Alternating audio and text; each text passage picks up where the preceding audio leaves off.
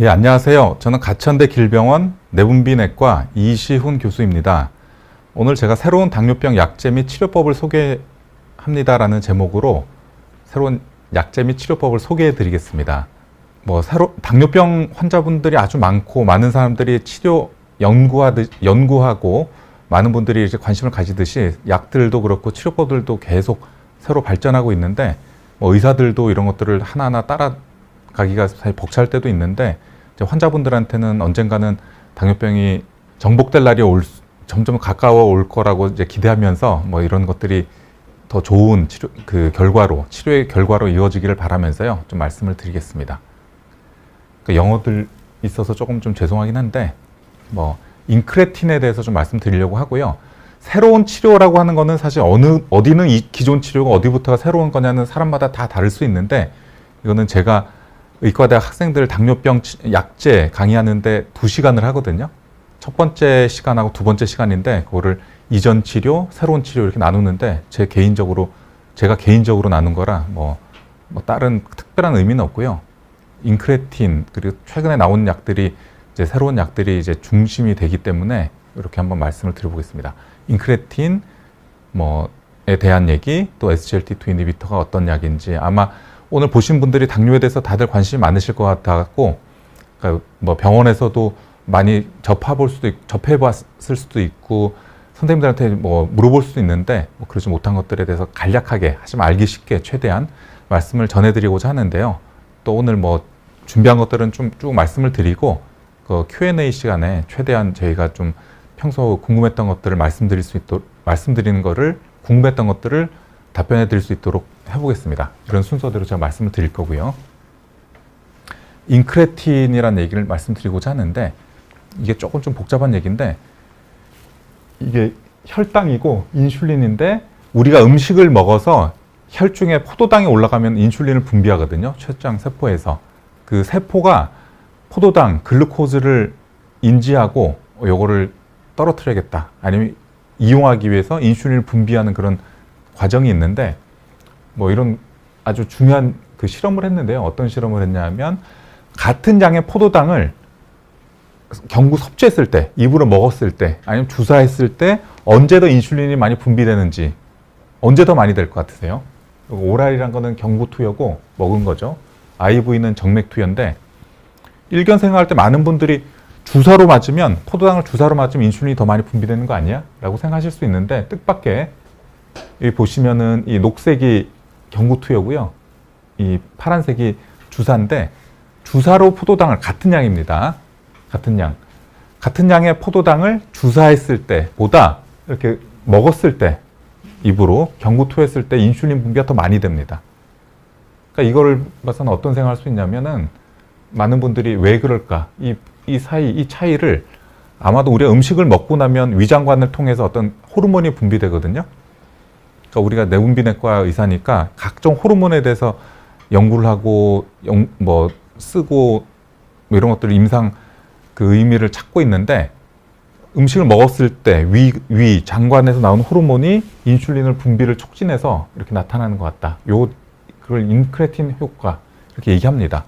그렇다면 그 인크레틴이 뭔지를 알고 이걸 가지고 의학적으로 이제 활용해 보고자 하는 여러 가지 노력들이 지금까지 이제 있는 거고요. 인크레틴, 인테스틴의 장이거든요. 장에서 분비되는 인슐린 혹은 인슐린이 분비되는 건 아니었죠. 인슐린 분비를 촉진하는 어떤 물질, 그런 걸 우리가 인크레틴이라고 얘기했고요.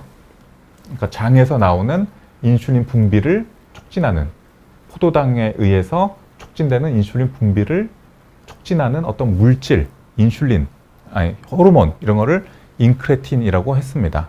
한 80년대.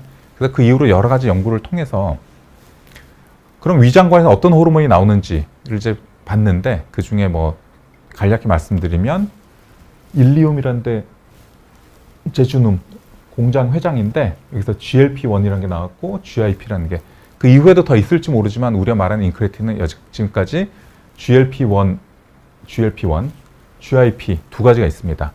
다시 말해서 음식을 먹었을 때 이런 위장관 호르몬이 분비돼서 이런 것들이 췌장에 어떤 직접 작용을 해서 인슐린 분비를 촉진하는 그런 성분이 있을 거다. 이거 좀 어려운 거를 좀 넘어갈게요. 그래서 두 가지가 있다고 했잖아요. 그래서 GIP 혹은 GLP-1 둘 다 이제 관심을 가졌는데 GIP 또 재미있는 거는 그러니까 우리가 소화기계에서 가스트린 이니비토리 펩타이드, 가스트린 억제 호르몬이었습니다. 우리 음식 먹으면 그 장에서 나오는 그 위액을 분비시키는 가스트린을 억제하는 그런 호르몬이었는데 같은 거예요. 같은 건데 또 다른 작용이 알게 돼서 이게 글루코즈에 의해서 인슐린 분비하는 펩타이드. 같은 약자로 같은 호르몬이 두 가지 일을 하는 거죠. 그래서 GIP 아니면 GLP-1 가지고 했는데 당뇨 환자에 있어서 뭐 GIP-1 같은 경우는 사실 뭐 당뇨 환자고 아닌 환자에 있어서 큰 차이가 뭐 약간 차이는 보이지만 통계학적으로 의미가 없었고 또 실제로 이거를 이제 투여했을 때 얼마나 인슐린 분비가 C펩타이드는 인슐린 분비를 볼 수 있거든요. 인슐린 분비 얼마나 되는지 봤는데 GLP-1은 인슐린 분비를 촉진하는데 GIP는 그렇지 못해서 약제로서의 관심은 좀 떨어졌습니다. 그래서 많은 분들이 GLP-1, 인크레틴 두 가지 GIP, GLP-1 중에 GLP-1에 대해서 약제로서의 관심들을 갖게 됐거든요. 아까 말씀드린 것처럼 글루카곤 유사한 펩타이드 GLP이고요. 아주 빨리 사라져서 반감기가 한 1, 2분밖에 안 되는 뭐 이런 것들이었고요. 우리가 음식을 먹으면 위장관 내에서 호르몬, 아까 말한 GLP-1, GIP가 나와서 베타세포, 췌장의 베타세포를 자극해서 뭐 혈당을 떨어뜨리는 이런 작용, 근육의 작용, 간에 뭐 이런 여러 가지 작용을 통해서 혈당을 조절하는 이런 것들을 알게 돼서 이걸 가지고 당뇨약을 만들어 보면 어떨까. 근데 특징적으로 이거는 뭐 제가 한글로 바꾸지 못해서 죄송한데 포도당에 대해서 그 의존적인, 그러니까 포도당이 높을 때, 혈당이 높을 때만 작용하는 이런 뭐 호르몬이라 저혈당에 있어서 좀 안전한 그런 효과가 있겠죠. 정리하자면 GLP-1의 작용은 뭐 이 중추신경계에서 식욕을 좀 떨어뜨리고 베타세포에서 인슐린 분비를 자극하고 베타세포를 이제 증식을 촉진하고 또 위장관에서 그러니까 음식을 먹으면 위가 이렇게 빨리 그 음식이 내려가도록 위를 비우는데 그럼 비우는 게 좀 천천히 되고 또 특이하게 췌장에 있는 베타세포, 알파세포에서 글루카곤, 혈당을 올리는 호르몬인데 기랑 호르몬이라고 하는데 이 호르몬이 작용을 억제하는 이런 작용을 한다고 연구 결과 알려주고 있습니다. 그리고 아까 처음에 보여드렸던 인슐린 환자에 있어서는 아까 그 인크레틴 효과가 좀 떨어져 있거든요. 그래서 이거를 환자한테 어떻게 주입하든지 투여하면은 그런 혈당 조절이 될 거다라고 해서 GLP-1을 가지고 당뇨약을 개발하는 노력들이 오래됐습니다. 이거는 당뇨 환자에 있어서 GLP-1이 좀 떨어져 있는 걸 보여주고 있고 실제로 GLP-1을 투여했을 때 인슐린 분비가 아주 촉진되면서 혈당은 아주 잘 조절되는 이런 것들을 알게 돼서 이 GLP-1을 잘 이용하면은 우리가 좋은 혈당 강화제, 그러니까 다시 말해서 당뇨약이 될 수 있겠다 이렇게 얘기할 수 있겠습니다.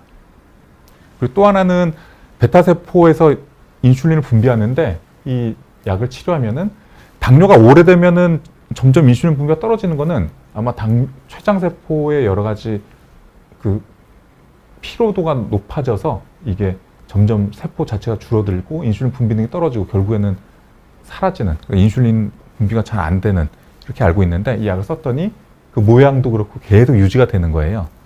아주 뭐 이상적인 당뇨약이 될 수 있겠죠.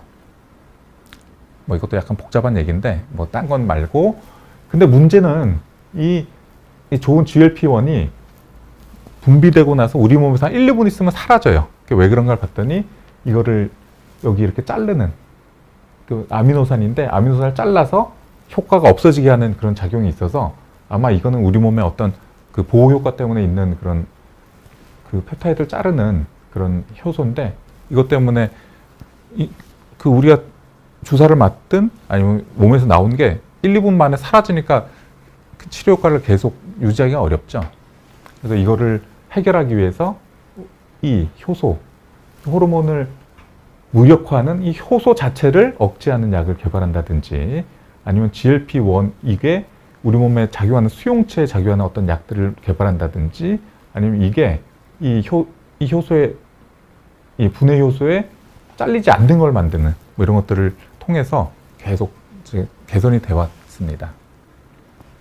그래서 GLP-1 자체가 아니고 GLP-1 유사체, GLP-1하고 생물학적으로 구조도 비슷하고 유사한 것들을 개발하려는 노력들이 뭐 있었는데 제일 먼저 나온 거는 사실 합성한다기보다도 자연계에서 알 수 있는 길라몬스터라는 이 남미에 살고 있는 도마뱀인데 도마뱀의 침 속에 침샘에 이런 물질이 있다는 걸 알게 됐고요.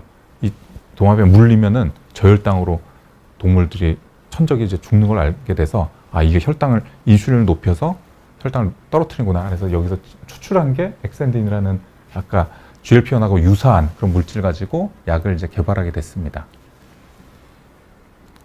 내셔널 지오그래픽 이런 데 보면 자연계에서 알게 된 약들 대표적으로 이런 게 나오는데 근데 이게 뭐 아무래도 실제 우리 그 침샘에서 도마뱀의 침샘에서 나온 것들 직접 쓰다 보니까 여러 가지 좀 부작용들이 있어서 사실 뭐 좋은 면은 있지만 그 부작용들이 뭐 비싸기도 하고 여러 가지 좀 개선이 그 문제점들이 지적이 돼서 좀 아주 널리 쓰이고 있지는 않고요.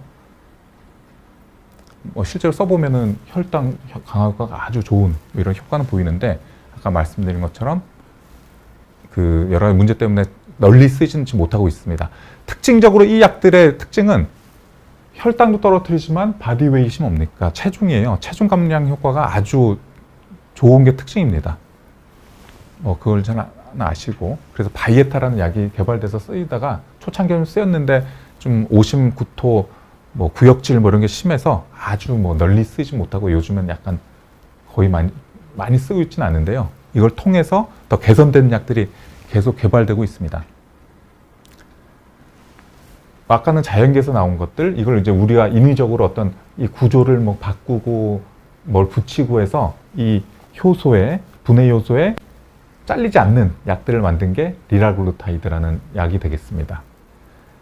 그러니까 이런 약들을 이제 개발하다가 이제 당뇨약으로 개발이 됐죠. 당뇨약은 일단 혈당 강화 효과가 있어야 되는데 아까 특징적으로 이 약들이 뭐 여러 가지 임상연구를 하다 보니까 체중 감량 효과가 뛰어난 거예요. 그래서 당뇨 특히나 이제 과체중이거나 비만인 당뇨 환자한테 여러 가지 혈당 강화 효과나 체중 감량을 하는데 좋겠다라는 생각을 했고 또 뭐 어떤 생각이 들어요? 그럼 당뇨가 아닌 뚱뚱한 비만 뚱뚱하다고 하면 좀 그렇고 과체중인 분한테 쓰면은 효과가 좋지 않을까? 좋았습니다. 그래서 나온 게 뭐 많이들 들어보신 싹센다예요.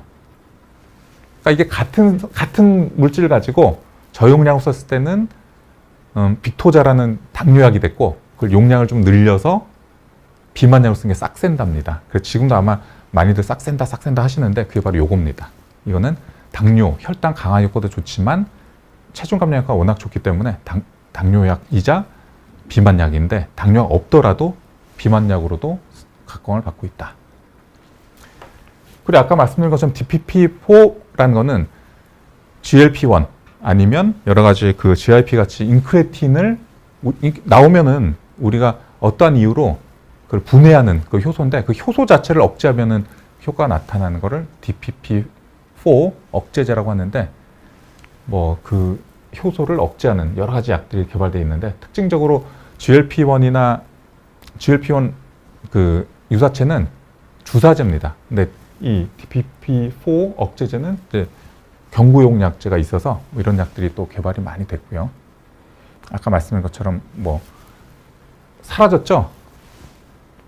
그러니까 이게 아주 좋은 GLP-1, 좋은 당뇨약인데 이걸 주사하든지 우리 몸에서 나오고는 한 1분 만에 사라져요. 왜 사라지냐?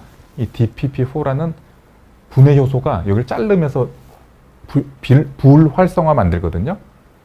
그럼 약제로서 의미가 적죠. 그래서 이거를 억제하는 약들이 말하는 DPP-4 억제제, 뭐 자누비아, 가부스, 제미글로 뭐 이런 약들이 다 여기에 포함되는데 한 9개 정도 약이 있고요. 아마 드시는 약 중에 이 약도 지금 많이 쓰고 있습니다. 여기를 이렇게 억제해서 작용을 나타나게 하는 것들을 우리가 DPP-4 억제제. 요거 보면은 음식을 먹으면 위장관에서 이런 인크레틴이 나오고 이 GLP-1, 인크레틴이 혈당 강화 효과를 나타내는데 우리 몸에서 이거를 너무 오래 지속되게 하지 않기 위해서 DPP-4라는 이 효소로 빨리 불활성화 시키는데 여기를 억제함으로써 이 효과를 나타내는 거가 DPP-4 억제제. 아니면 이거 자체를 어떻게 좀 변환한다든지 해서 약제 쓰는 게 아까 말한 그 GLP-1에 관련된 약들. 이걸 통칭해서 우리 인크레틴 치료 이렇게 얘기합니다. 뭐 빨리빨리 하고 있는데 특징은 일단 혈당 강화 효과에다가 그 체중 감량이 크다는 거. 그리고 또 하나는 이건 또 다른 그 계열의 약인데 SGLT2 억제제. S는 소디움, 나트륨입니다. 글루코즈는 포도당. 우리 몸에 콩팥은 여러 가지 물질들을 이렇게 걸러주는 작용을 하는데요. 필요한 것들은 다 재흡수하거든요. 쓰레기도 그렇고 다 재활용하는데 우리 몸에는 그냥 버리는 게 없어요. 항상 필요한 것들은 다시 이렇게 재흡수하거든요. 특히나 포도당이나 글루코즈가 포도당이죠. 글루코즈하고 나트륨을 이렇게 대부분이 이렇게 걸러지면은 여기서 다시 한번 이렇게 재흡수를 합니다. 근데 여기를 재흡수를 막음으로써 이 혈당, 포도당을 소변으로 배설시키는 약이 되겠습니다. 그러니까 당뇨병이 혈당이 워낙 혈중에 높기 때문에 포도당이 높기 때문에 많이 그 여과가 되고 소변으로 나와서 소변에 당이 검출되는 건데 어떻게 보면 그 병의 기전을 가지고 치료하는 약간 역발상. 근데 이 간략하게 이 히스토리, 역사를 말씀드리면 사과나무의 껍질을 먹으면 소변에 당이 많이 나온다는 건 예전부터 19세기부터 많이 알고 있었는데 그걸 연구하다 보니까 그 껍질이 여기에 작용을 해가지고 여기 이 재활용 통로를 막아서 이 포도당이 계속 배설이 되는 걸 알았고 이걸 임상적으로 이용하면은 좋은 약이 되지 않을까라고 여러 가지 연구를 통해서 나온 게 SGLT2 억제제 이렇게 됩니다. 뭐 설명을 이제 알기 쉽게 드리는데 그러니까 포도당이 여러 가지 하루에 한 180g 이상 되는데 여과가 되는데 여기서 90% 이상이 재흡수돼서 재활용되고 나머지 10%는 SGLT1에서 되고 일부 나머지는 배설이 되는데 이 통로를 막아버리는 거예요. 아이고.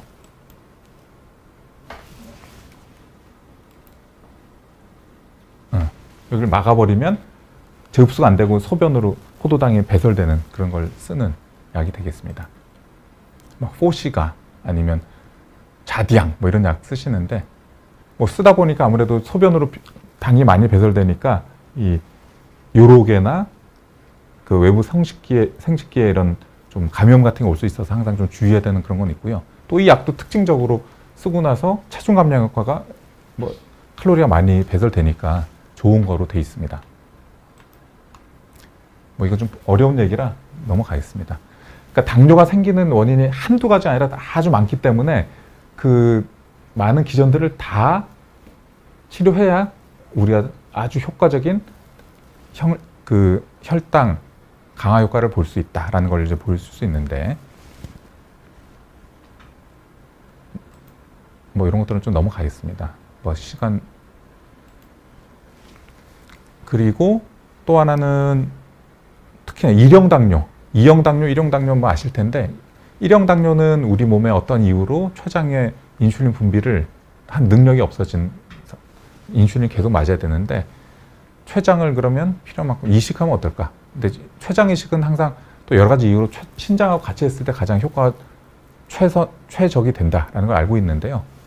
뭐 신장하고 췌장을 동시에 이식했을 때 당뇨가 완치됐다는 그런 보고들이 있는데 이 문제는 사실 신장도 마찬가지로 췌장을 우리가 그 공여받기가 너무 어려워서 사실 이게 아주 널리 쓰이기는 좀 문제들이 좀 한계점이 많이 있습니다.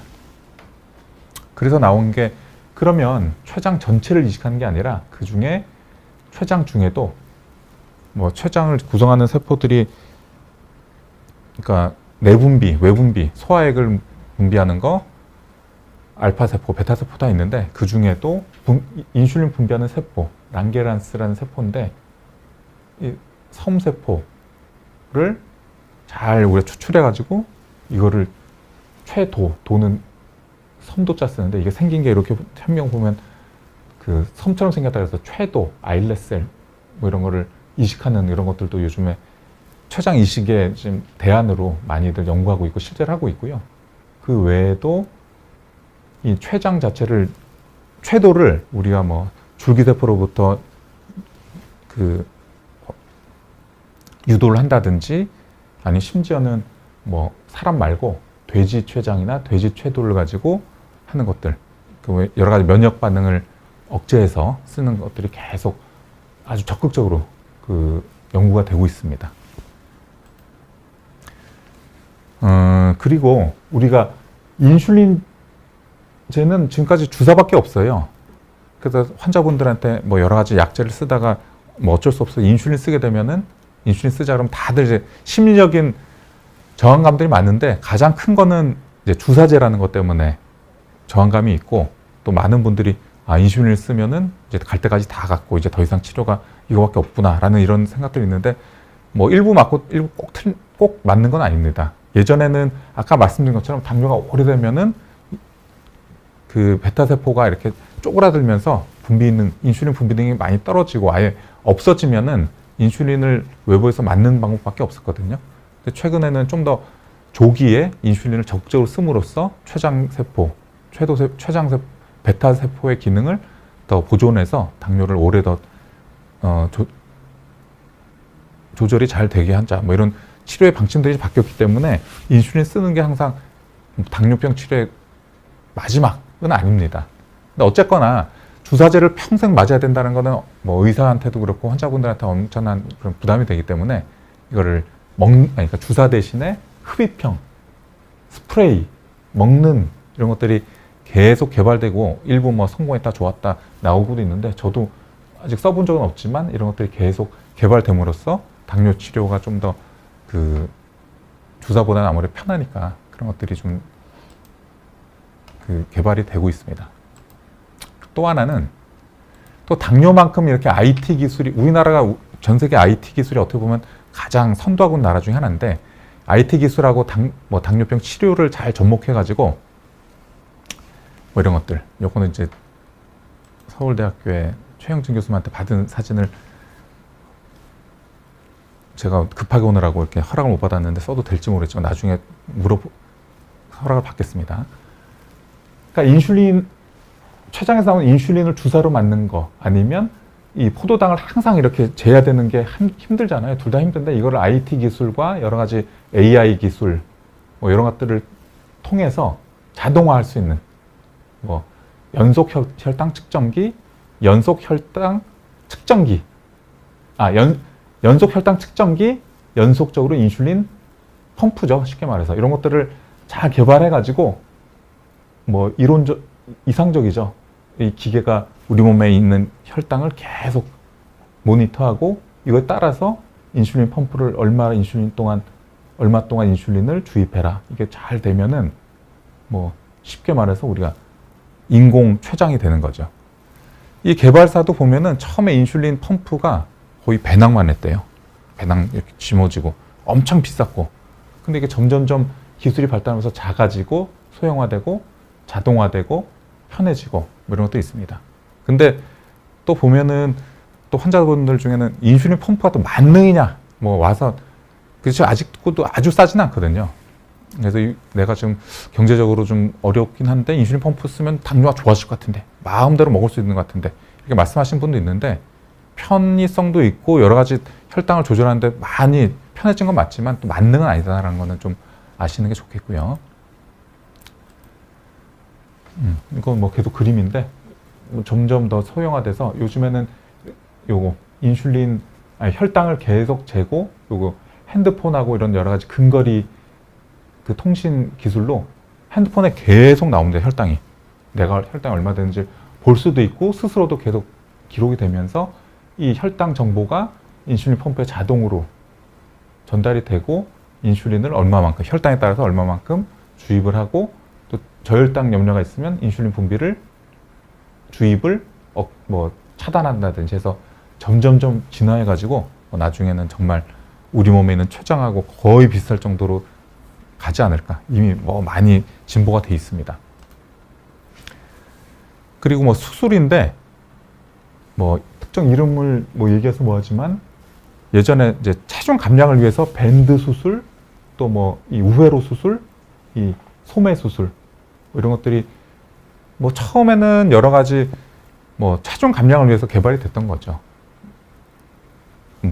아주 유명인이 이 밴드 수술 이후에 여러 가지 문제도 있긴 했지만 체중 감량을 위해서 수술들을 꽤 많이들 해왔는데 처음에는 이 위용적이 작아지니까 못 먹고 조금밖에 못 먹어도 배가 부르고 이래서 체중 감량 효과가 있어지고 따라서 혈당이 좀 좋아지지 않나 라는 생각을 했었는데 그것도 일부 있겠죠. 근데 요즘에는 그거 말고도 이 위장관 내에 아까 말한 인크레틴의 효과가 경로가 달라지든지 아니면 여러 가지 우리가 아직 설명할 수 없는 그런 이유 때문에 체중 감량이 오면서 혈당이 아주 좋아지는 것들을 많이 경험하고 있습니다. 그러니까 제가 일하고 있는 병원에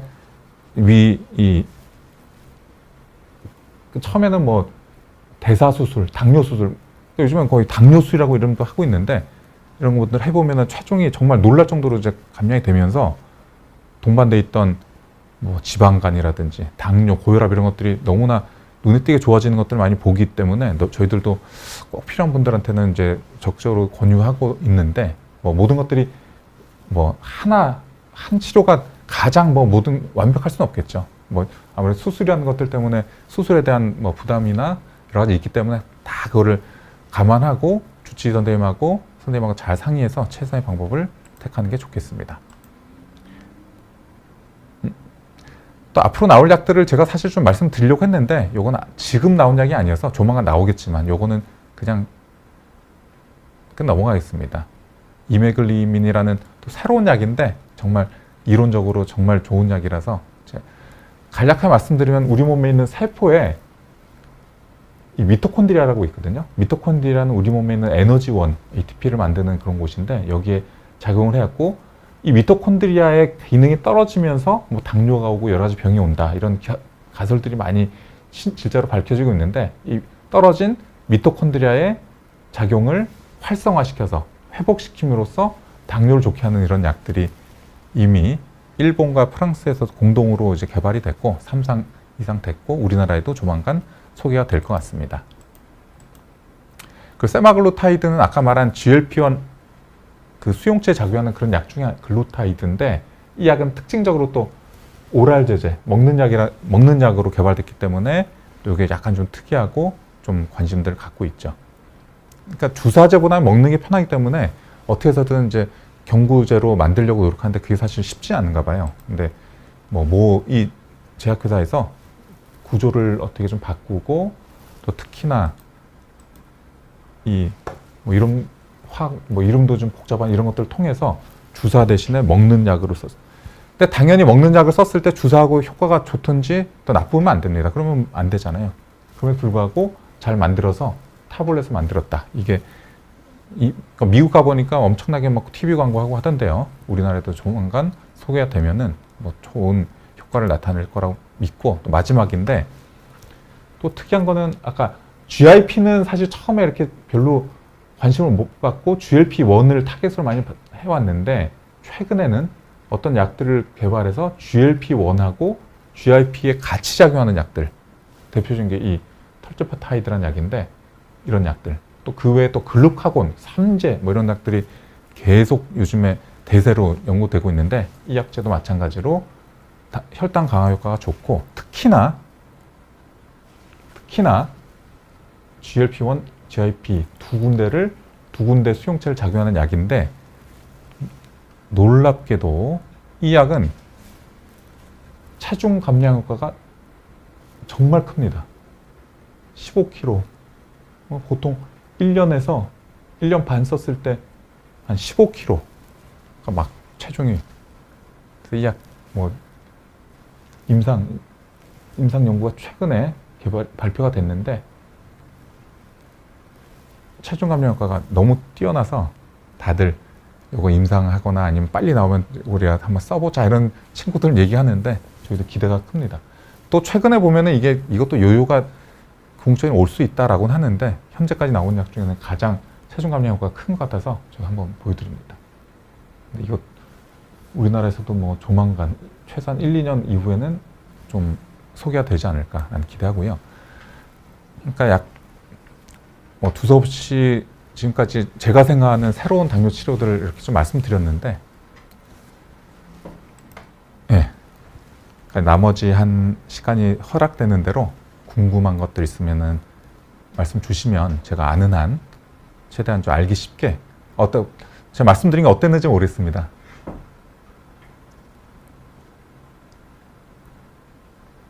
질문을 제가 일단 보고요. 제가 아는 한 알기 쉽게 좀 말씀을 드리려고 하는데,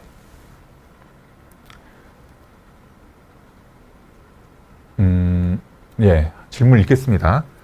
그러니까 아버지가 당뇨로 돌아가셔서 저도 당뇨 생길까봐 걱정인 분이 계셨는데요. 아직 당뇨는 없는데 적정 체중 말고 음식은 어떤 걸 조심해야 되나요? 당뇨에는 단 것이 좋지 않나요? 많이들 궁금해하시고 물어보시고 하는데, 일단 부모님이나 형제들 당뇨가 있었으면 당뇨병이 유전병이도 아니다.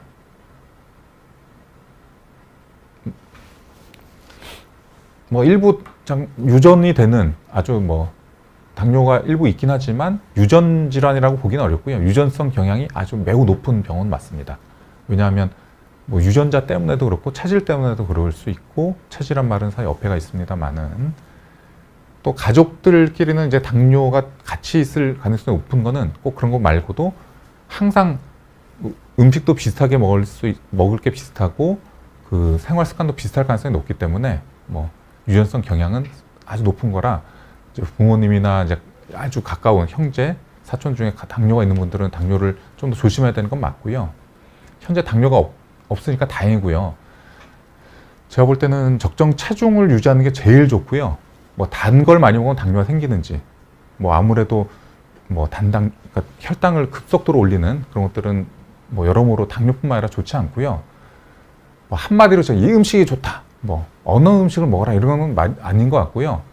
제가 항상 환자분들한테 말씀만 드리는 거는 그러니까 양을 적정하게 보통 먹는 것보다는 항상 좀 적게 먹는 게 좋고요.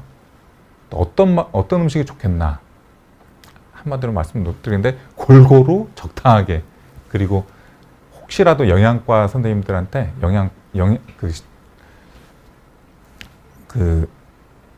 구체적인 어떤 뭐 칼로리 계산법이라든지 음식을 어떻게 구성할지라는 것들은 따로 이렇게 좀 시간이 있으면 좋겠습니다. 제가 한마디로 이렇게 말씀드리기 쉽지 않을 것 같습니다.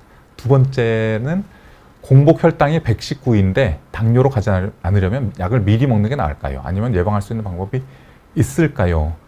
예, 정말 좋은 질문이시고요.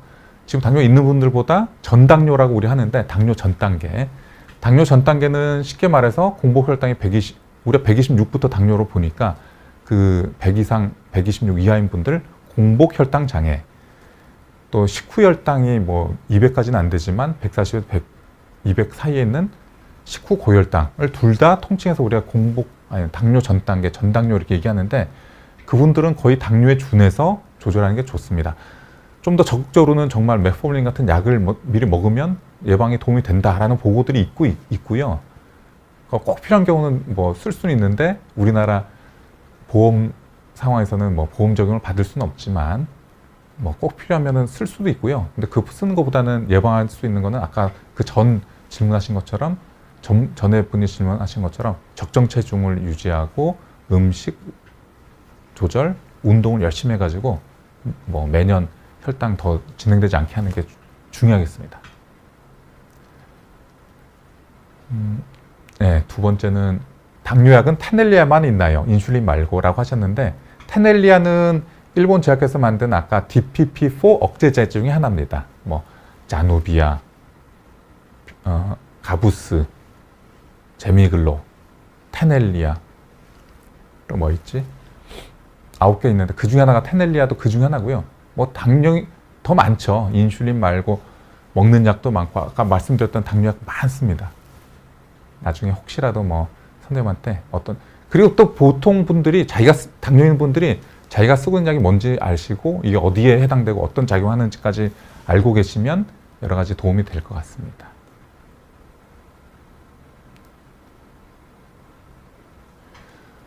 예, 그 다음은 이제 구체적인 사례를 말씀 주셨는데 53세시고요. 당뇨약을 250mg라는 거 봐서는 아마 메폴민, 다이백스 250mg을 드시고 계실 것 같고 3개월에 한 번씩 당화혈색소 6.2면 뭐 잘 조절되고 계신 거죠. 당화혈색소는 보통 2개월 내지 3개월에 혈당 수치를 이제 평균 낸 거라 6.5 이하로, 뭐 어떤 경우는 7.0 이하로 유지를 하시는 게 제일 좋고요. 7형 정도 되셨다고 합니다. 합병증이 늘 무섭다고 하는데 저희가 대략 보면 2형 당뇨는 처음 진단됐을 때가 요즘에는 뭐 워낙 검사들 많이 하시니까 그럴 리 없는데 보통 이제 처음 진단될 때 한 10년 정도 지났을 때이기 때문에 합병증이 진행했을 가능성이 높다라고 얘기하는데 근데 일단 7년 동안 합병증 없이 잘 지내셨으니까 앞으로도 계속 관리를 잘 하시는 게 뭐 합병증 생기지 않게 하는 게 좋겠고요. 그러니까 저 환자분들이 혈당 좋고 고지혈증 좋은데 혈압도 좋고요. 약 끊어요? 그런 말 정말 많이 듣는데요. 뭐 일부 끊는 경우도 있죠. 아까 말씀드린 아주 병적으로 이제 과체중인 분들이 체중이 갑자기 막 여러 노력으로 좋아졌어요. 그런 경우는 원인이 너무 명확하기 때문에 원인이 제거되면 이렇게 끊어지고 좋아지고 약을 끊을 정도 되는데 대부분의 그런 경우는 원인이 좀 불명확합니다. 한 가지, 두 가지 원인이 아니고 복잡다단하기 때문에 치료를 했다고 해서 그 원인이 제거된 게 아니기 때문에 뭐 계속 약을 쓰는 경우가 많고요. 저한테 환자분들한테 약을 끊는 게 목적이 아닙니다. 이게 뭐 결핵약 같이 이런 게 아니라서 약을 쓰고 약을 쓰는 건 하나의 그 방법인데 약을 써서 혈당을 적절하게 조절하고 합병증이 오지 않게 하는 게 치료의 목적이기 때문에 뭐 약을 끊고 안 끊고는 그렇게 중요한 건 아닙니다라고 이렇게 말씀을 드리고는 있습니다. 그다음 또 이것도 구체적인 건데 이제 자디앙이라는 걸 드셨는데요. 자디앙은 아까 포시가 자디앙 같이 SGLT2 이니비터 소변으로 포도당을 배설시키는 그런 약이고요. 자디앙을 드신 지 2주 돼 갔는데 설사가 너무 심한데 언제쯤 나아질까요? 평소에도 만성 장누수였어요. 라고 질문 주셨습니다. 그러니까 제가 알기로 자디앙은 그런 유장관계 그 합병증이, 그러니까 부작용이 아주 심한 약은 아닌데요. 지금 꼭 그 약 때문에 심한 건지는 알 수 없겠고요. 너무 심하다 그러면 약간 좀 끊어보고 그런지 좀 보셔야 되고 이건 아마 다른 원인 때문인 것 같아서 조금 좀 보실 필요는 있겠습니다. 그 다음 이제 소변 볼 때 거품이 많으면 당이 소변으로 나오는 것인가요? 뭐 그럴 수도 있고 아닐 수도 있는데 주로 거품은 뭐 당이 많이 나와도 그렇지만 단백질이 많아요. 단백뇨일 때 거품을 우리가 보거든요. 그러니까 당뇨가 진행되면서 여러 가지 그 합병증이 오는 그 중에 가장 대표적인 게 그 신장 합병증인데 당뇨 신병증이라고 하는데 뭐 미세 단백뇨 아니면 거대 단백뇨, 거대 알부민뇨 같이 그러니까 단백질이 계속 빠져나가면서 신장이 점점점 나빠진 하나의 지표이자 또 단백뇨 자체가 콩팥 기능을 되게 나쁘게 하기 때문에 그거는 이제 정확하게 좀 정량적으로 필요하면 어떤 약제를 써야 될 수 있겠습니다. 근데 거품뇨가 생기는 원인은 당뇨만 있는 건 아니기 때문에 그거는 좀 더 진료를 좀 받아보시는 게 좋겠습니다. 당뇨 30년 된 78세 어르신인데요. 약도 드시고 인슐린 2가지 아침 저녁 맞고 계시고 소변량이 많았다 적었다 합니다. 원인이 뭘까요? 아무래도 혈당이 이제 조절이 잘 안 되고 혈당이 올라가면은 뭐 소변량이 좀 늘면서 또 갈증이 심해지고 갈증이 많으니까 또 물을 많이 드시니까 소변이 또 많아지고 이런 게 이렇게 악순환처럼 되거든요. 그리고 뭐 최근에 약을 뭐 바꾸셨다면 아까 말한 그 SGLT2 억제제 같은 경우는 소변량이 뭐 조금 많아질 수 있기 때문에 그런 것들이 있을 수 있는데 혈당이 안정화돼서 잘 조절되는지 보실 필요는 좀 있겠습니다.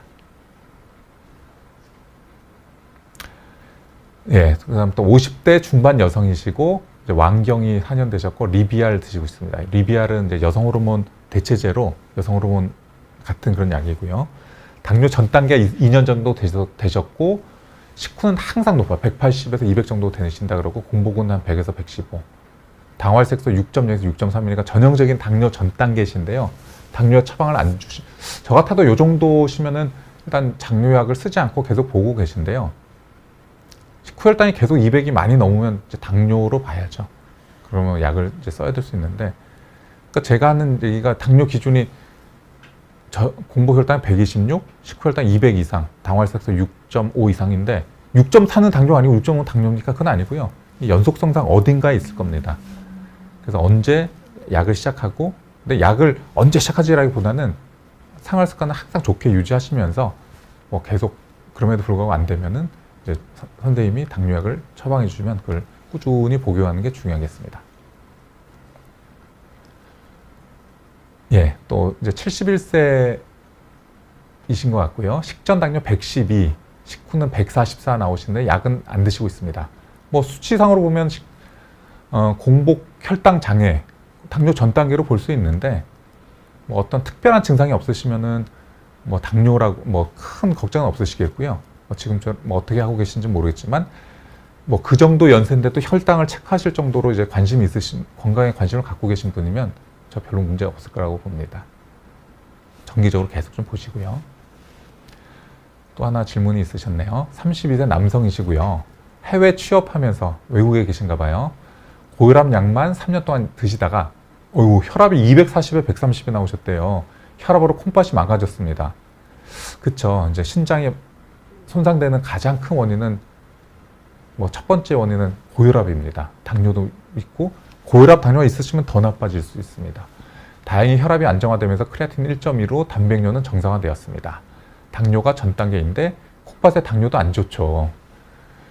뭐 여러 가지 있는데, 근데 당뇨가 되시면서 그 단백뇨, 단백질이 이렇게 나가는데 저는 알기 쉽게 단백질에 이렇게 갈고리가 있다고 설명을 해요. 갈고리가 소변을 여과되면서 콩팥 나가면서 콩팥 벽을 계속 긁으니까 점점점 콩팥이 손상되면서 미세 그 혈뇨도 나오고 점점점 콩팥 기능이 떨어지니까 여과되는 능력도 떨어지고, 그래서 점점 콩팥이 나빠진다 이렇게 설명드리는데 혈압 조절 잘 하셔야 되고요. 당뇨는 아직까지 아니시라고 하니까 당뇨 뭐 식사 조절을 한다든지 운동을 열심히 하셔가지고 체중 뭐 그 표준 체중을 유지하시고 하는 게 중요하겠습니다.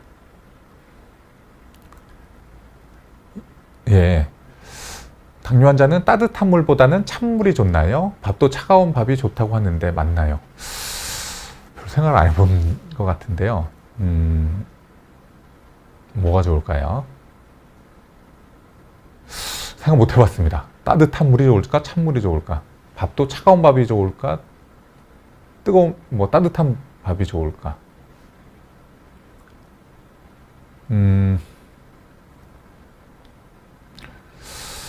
글쎄요, 제가 갑자기 딱 떠오르는 게 없는데, 뭐 너무 뜨겁거나 너무 찬 거는 안 좋고, 뭐 적당하게 좋지 않을까 싶은데, 요거 제가 잘 모르겠습니다. 뭐 제가 뭐 혹시라도 뭐 한번 뭐 관련된 뭐 근거가 있는지 한번 볼 필요는 있겠습니다. 예, 오늘 제가 사실 뭐 좀 빨리 좀 달려온 면이 있어요. 그 최대한 좀 뭐 질의응답 많이 제가 말씀드리려고 강의는 뭐 준비해온 것보다는 조금 빨리 한 면이 있는데, 그래서 뭐 빨리 잘 온 것 같고요. 이렇게 많이들 관심 가지시고 이렇게 질문 주실 거 사실 생각 못 했는데, 예, 차가운 음식은 위를 위축시켜서 찬 거는 좋지 않을 수도 있겠다. 뭐 일리 있어 보이십니다. 그래요. 하여튼 오늘 제가 이렇게 뭐 진료 끝나고 막 달려와서 새로운 약들, 새로운 치료법들 이렇게 좀 말씀을 드렸고요. 이런 거 하면서 저희도 더 열심히 해야겠다. 새로운 약들이 개발되면서 또 저희가 직접 이렇게 개발하는 것도 있겠지만 새로운 좋은 약들을 빨리 도입하고 우리 임상에 빨리 도입하고 활용하고 적용해서 우리나라 저희 주위에 있는 당뇨 환자분들한테 훨씬 더 좋은 효과를 가져 드릴 수 있도록 노력하겠다는 좀 다짐을 하게 되고요. 네, 하여튼간 뭐 한 50분 정도 이제 진행했는데 뭐 예정된 시간보다 조금 빨리 끝났는데요. 예, 뭐 다음 기회가 되면은 또 다른 말씀을 드릴 수 있도록 하겠습니다. 예, 뭐 경청해 주셔서 감사하고요. 예, 다음번에 또 뵐 수 있으면 좋겠습니다.